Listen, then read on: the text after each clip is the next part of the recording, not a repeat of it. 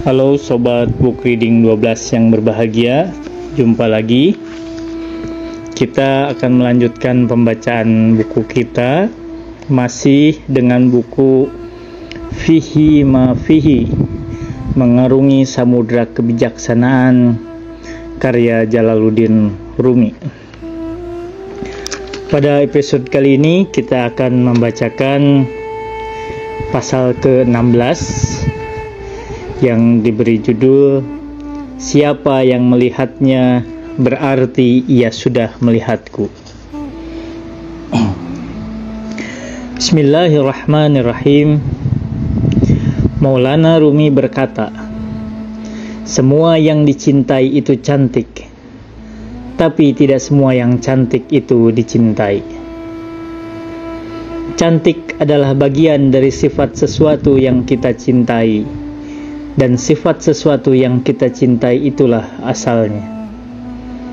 Ketika seseorang dicintai, maka orang itu akan menjadi cantik di mata orang yang mencintainya. Bagian dari sesuatu tidak akan terpisah dari keseluruhannya, sesuatu yang melekat pada bentuk keseluruhannya. Pada saat Majnun masih hidup, ada banyak sekali perempuan yang lebih cantik daripada Laila. Akan tetapi, tidak ada satupun dari mereka yang dicintai oleh Majnun. Mereka berkata kepada Majnun, ada banyak perempuan yang lebih cantik daripada Laila. Kami akan membawakan beberapa kepadamu. Majnun menjawab, silakan saja. Tapi aku tidak mencintai Laila dari bentuk luarnya, dan Laila bukanlah bentuk luar. Ia laksana cangkir yang ada dalam genggaman tanganku, yang mana dari cangkir itulah aku meneguk anggur. Aku jatuh cinta pada anggur itu. Mata mereka hanya bisa melihat cangkir itu, tapi tidak tahu bahwa di dalamnya ada anggur.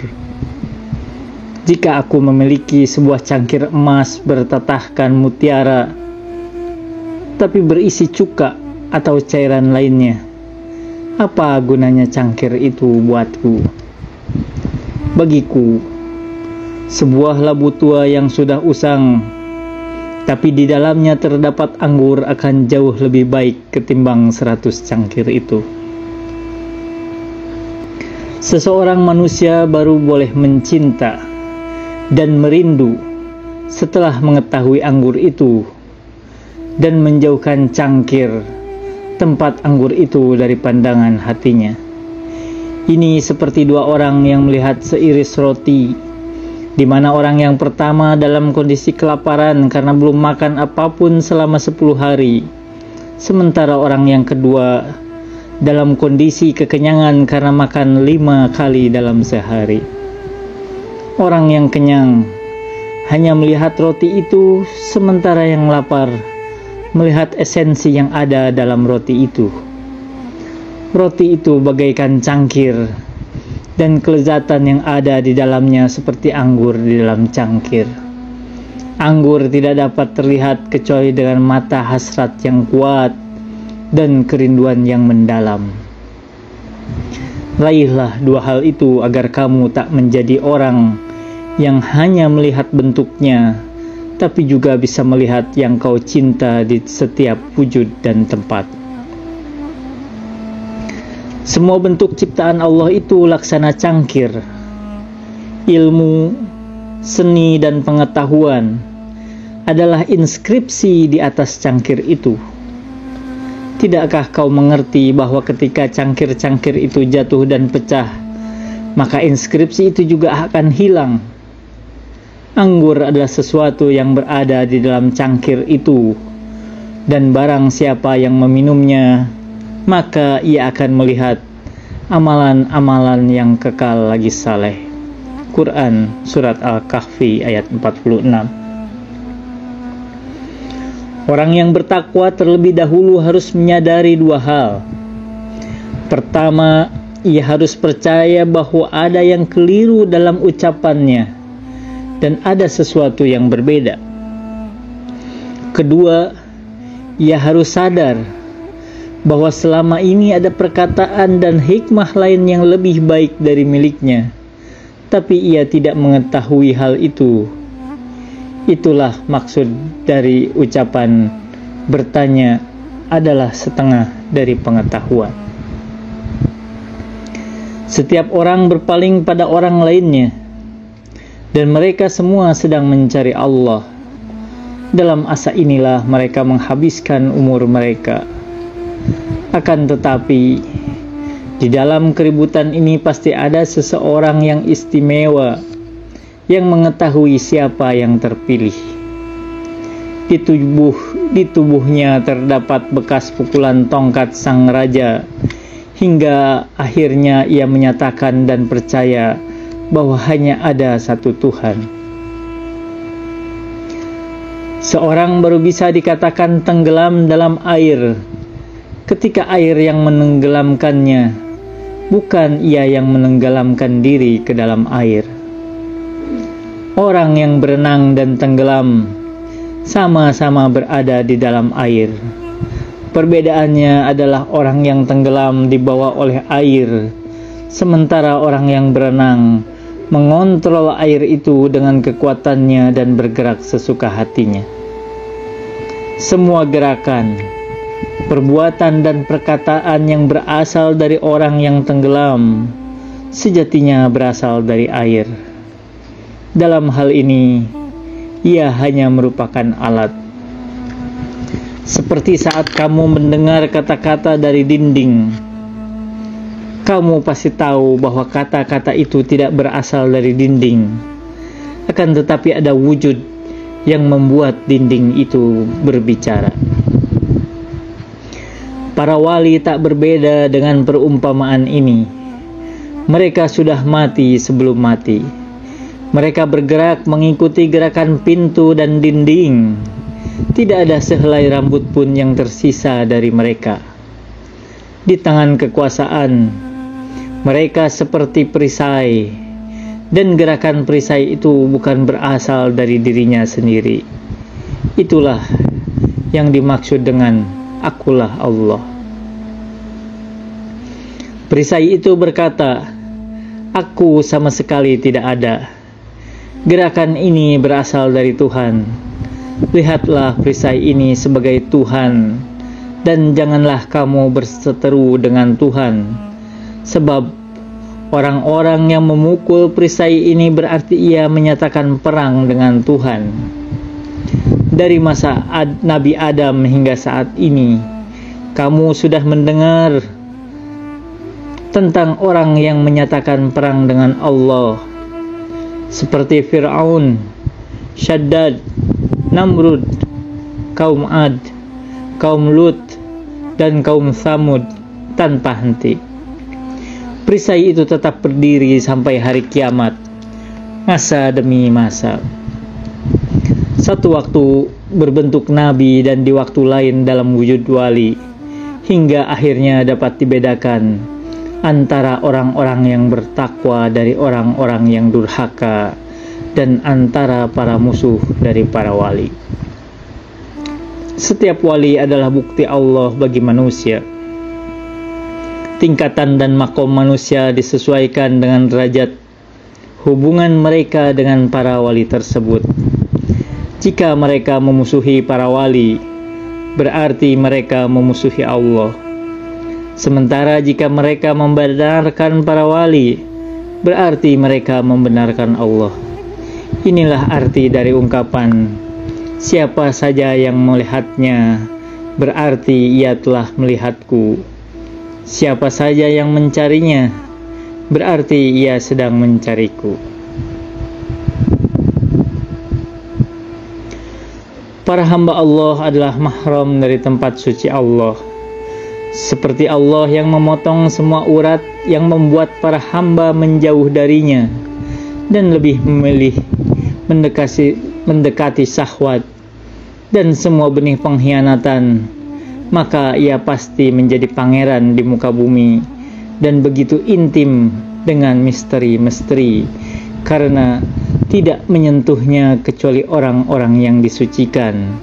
Quran Surat Al-Waqiah ayat 79. Maulana Rumi berkata, jika orang tersebut memalingkan punggungnya pada kuburan para wali dan orang-orang besar, sesungguhnya ia tidak melakukan hal tersebut lantaran ingkar atau sebagai bentuk kelalaian, melainkan karena ia memalingkan wajahnya kepada roh para wali.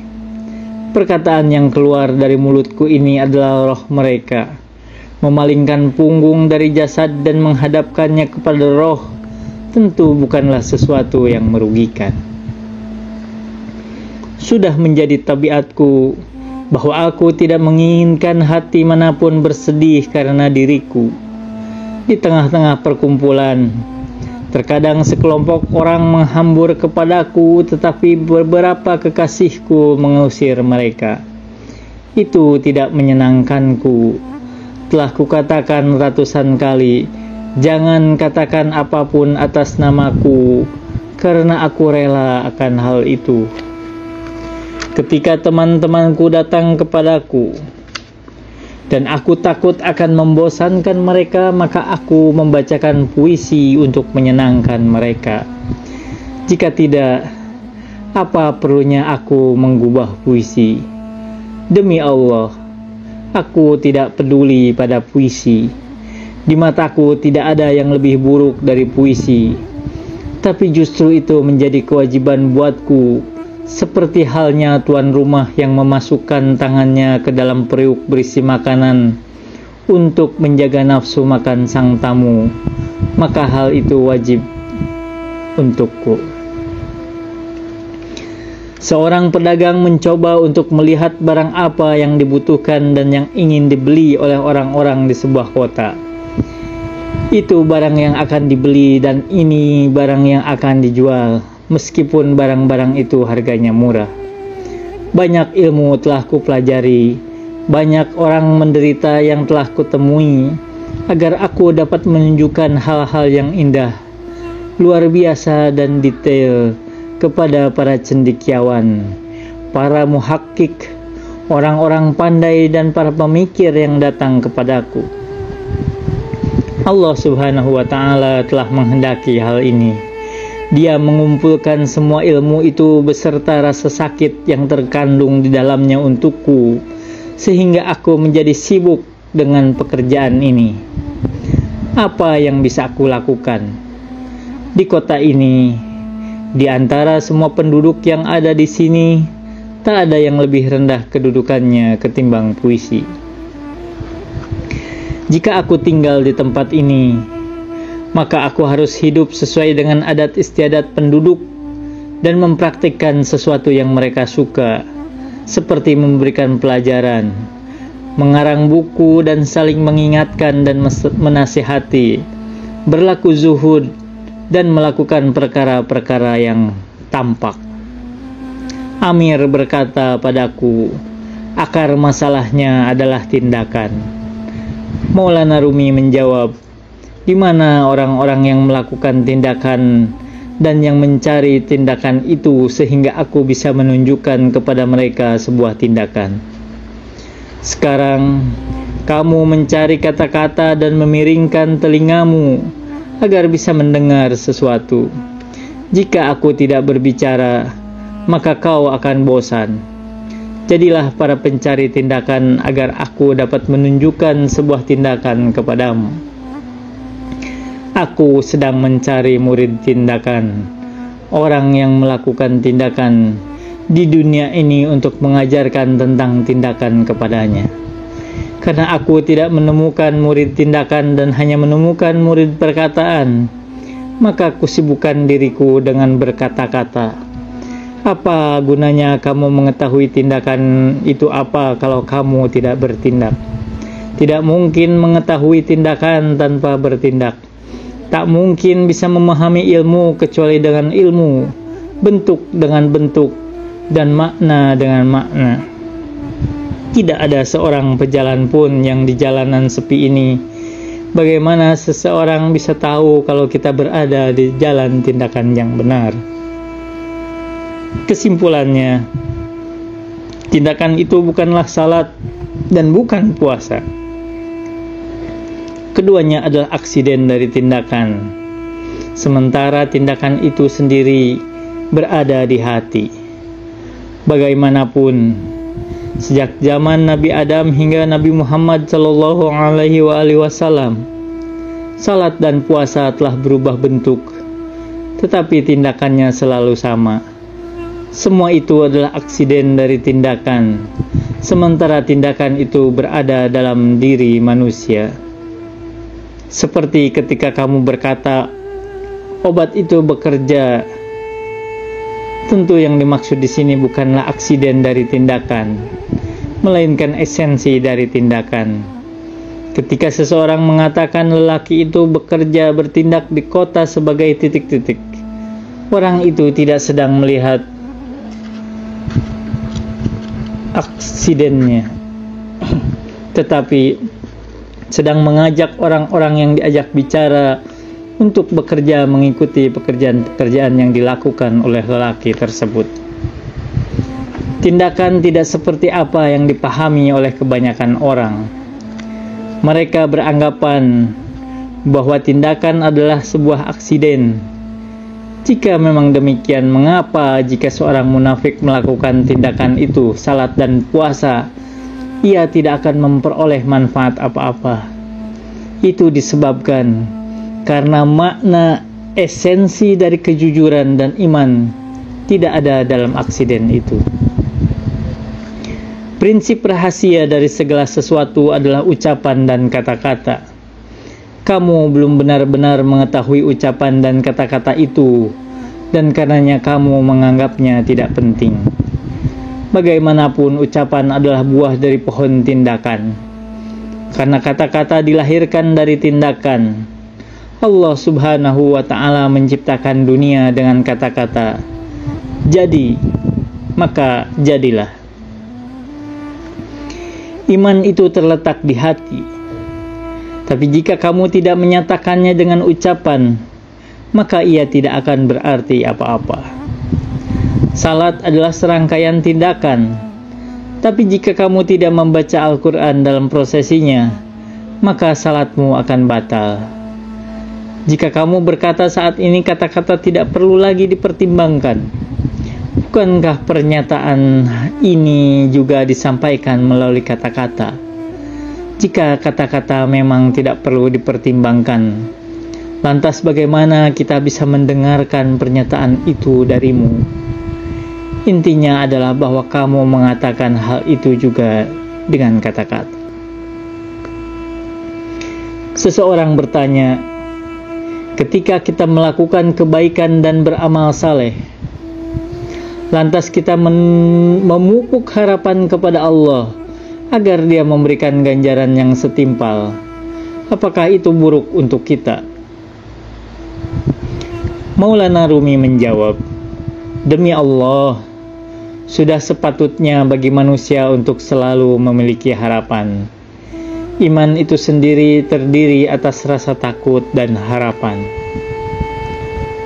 Seseorang pernah menanyaiku, harapan itu baik, tapi apa gunanya rasa takut ini? Aku menjawab, tunjukkan padaku rasa takut tanpa harapan, atau harapan tanpa rasa takut. Selama keduanya tidak dapat dipisahkan satu sama lainnya, kenapa kamu menanyakan pertanyaan semacam itu? Sebagai contoh, jika seseorang menanam benih gandum, tentu ia berharap bahwa suatu saat ia akan memanen gandum itu. Di saat yang sama, ia juga takut ada penyakit atau hama yang akan membuatnya panen gagal. Dengan demikian, dapat diketahui bahwa tidak ada harapan tanpa ada rasa takut. Kita bahkan tidak mungkin bisa membayangkan harapan tanpa rasa takut, atau sebaliknya. Jika seseorang memupuk harapan akan balasan atas kebaikan yang sudah dilakukannya, bukan tidak mungkin ia akan menjadi lebih giat dan rajin di dalam melakukan pekerjaan tersebut. Harapan itu seperti menjadi sayap baginya, di mana semakin kuat lambaian sayapnya, maka ia akan terbang semakin tinggi. Sementara jika ia berputus asa, ia akan menjadi malas. Ia tak akan melakukan apa-apa lagi, seperti orang sakit yang meneguk obat yang pahit dan meninggalkan puluhan makanan lezat. Jika ia tidak mengharapkan sehat, bagaimana bisa ia tahan meneguk obat yang pahit itu? Manusia adalah hewan yang berbicara. Manusia terdiri atas dua hal, hewan dan berbicara. Seperti halnya hewan yang selalu ada dalam diri manusia, begitu juga dengan berbicara. Jika manusia tampak tidak berbicara dengan mulutnya, berarti ia berbicara dalam batinnya. Ia berbicara secara konstan. Jika hal ini dibandingkan dengan banjir, maka air yang jernih diserupakan dengan berbicara, sementara tanah yang bercampur dengan air itu adalah sifat kehewanannya, tetapi tanah itu bukan sifat asli dari air. Tidakkah kamu melihat bahwa tanah-tanah itu terpisah dan hilang dari air, sedangkan ucapan, cerita dan pengetahuan mereka yang baik dan yang buruk masih tetap tinggal? Pemilik hati adalah keseluruhan. Jika kamu telah melihatnya, berarti kamu telah melihat keseluruhan. Hewan buruan itu semuanya ada di dalam perut keledai. Semua makhluk yang ada di bumi adalah bagian dari pemilik hati. Ia adalah bagian dari keseluruhan. Seluruh manusia, yang baik maupun yang buruk, adalah bagian daripada darwis. Siapa saja yang tidak memiliki hati, dia tidak seperti para darwis itu. Sekarang, jika kamu sudah melihat dia yang sudah menjadi bagian dari keseluruhan, maka tentu kamu sudah melihat seluruh dunia. Siapa saja yang kamu lihat setelah itu hanyalah bentuk pengulangan, sebab ucapan-ucapan mereka sudah terkandung dalam perkataan seluruhan. Ketika kamu sudah mendengar perkataan mereka, semua yang kamu dengar setelah itu hanyalah sebuah gema. Maka barang siapa yang melihatnya di suatu tempat, maka seolah-olah ia telah melihat semua manusia dan semua tempat. Seperti kata seorang penyair, "Wahai kamu yang menjadi salinan sejati dari kitab Tuhan, wahai kamu yang menjadi cermin keindahan Sang Raja, tidak ada sesuatu pun di dunia ini yang keluar dari dirimu, maka mintalah semua yang kamu inginkan dari dalam dirimu, dan berteriaklah, inilah aku, wa ma taufiki illa billah, alaihi tawakkaltu wa ilaihi unib, wassalamualaikum warahmatullahi wabarakatuh."